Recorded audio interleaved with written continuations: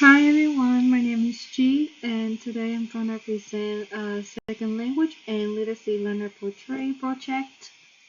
So for the assignment, I choose to interview my friend from work. She used to be an ex coworker at La Posada, which is the UNM cafeteria that I'm currently working.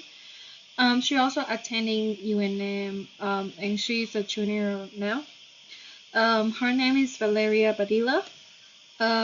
She was originally born in Texas City from Texas, but then I think her family moved to El Paso, Texas, later on.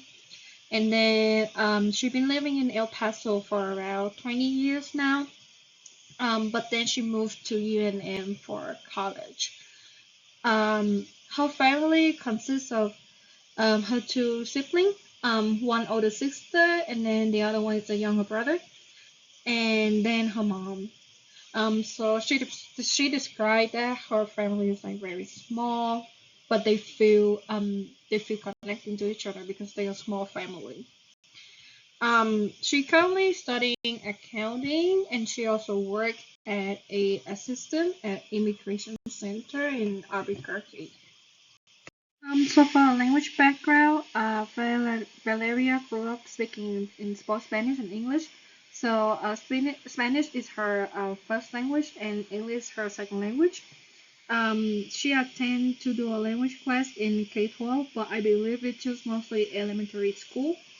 So at home, her mom taught her how to speak Spanish along with her siblings, and because of that, she referring to speak Spanish more than English.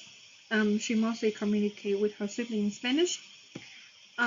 She did say that she had an accent when she speak in English as a second language, and this surprised me a little bit because I thought when you are fluent in both languages, you tend to speak without an accent. But again, accent doesn't mean like a bad thing at all. So having an accent in um, the language that you speak doesn't mean that you are not fluently in that language at all. Discrimination and challenges. Valeria stated during my second grade, the English teacher was pointing out that I did not speak English fluently, not like others. Some other kids also make fun of me because I choose to speak Spanish instead of English. And it's just basically because Valeria referring to speak Spanish than English for most of her time during her childhood. And because of this, the her second grade teacher interpreting it as her being slower than other kids. She also mentioning that other kids also making fun of her for speaking only Spanish. Although it doesn't really affect Valeria at that time, but when she told me about her experience, she said it feels a little bit hurt just because she chose to speak the language that she feel comfortable with. She also has some trouble on English pronunciation. For example, in Spanish, car is carro.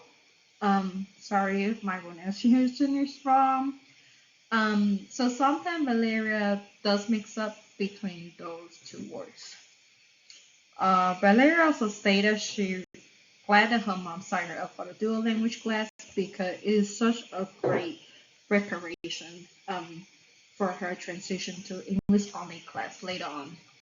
So reference of language and help from community.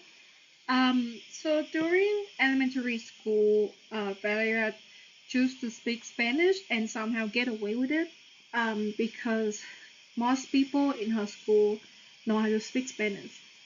But then when she transferred to an English only class, that's when Valeria having trouble because she did understand English. She understand like what people talking about, but she wasn't being able to speak it. So therefore, I think that she was having a little bit hard time.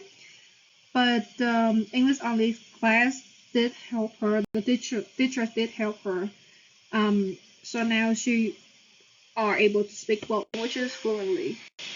Um, Valeria also stated that her and her sibling choose to not speak in English because she stated that we are proud to be Mexican, and if we speak English, it would make us look like Americans.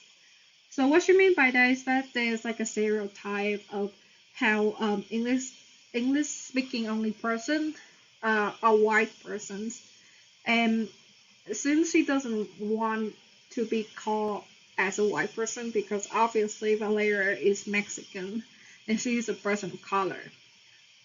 So Valeria told me that she think it was a little bit funny when her sibling told her that, but again, she only referring to speak Spanish.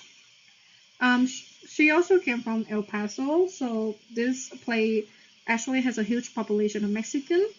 Therefore, Valeria didn't receive a lot of discrimination at all. Yet, Valeria stated that though I didn't face discrimination before, but I did saw some Mexican people receive flair from white people in Walmart when I was young. So this again had to do with the stereotype of how some Americans view immigrants and migrant people as illegal citizens on aliens. So for example, like if you speak Spanish, there's some people who are like think that you're not supposed to speak other language rather than English. Um, and that's just one of type like discriminations, unfortunately, in America. I'll talk about future education. So I asked Valeria about how she think that um, did the dual language class that she attended before really help her at all. And she said that like it did help her to being able to communicate in Spanish mostly. But since Valeria did not choose to speak English most of the time, so whenever they teach English, she didn't really concentrate in it. But again, she did mention in that like they did teach her like how to write and how to speak in both languages, so that really preparing her to move to an English only class. And then Valeria also stated that the best way to learn a language is through practicing and interacting with the environment. Therefore, future educators should apply that language to teach the student. So in Valeria's case, it's actually worked because um, in her school, most people speak Spanish, so and English too. So Valeria was able to practice in both languages with no challenges.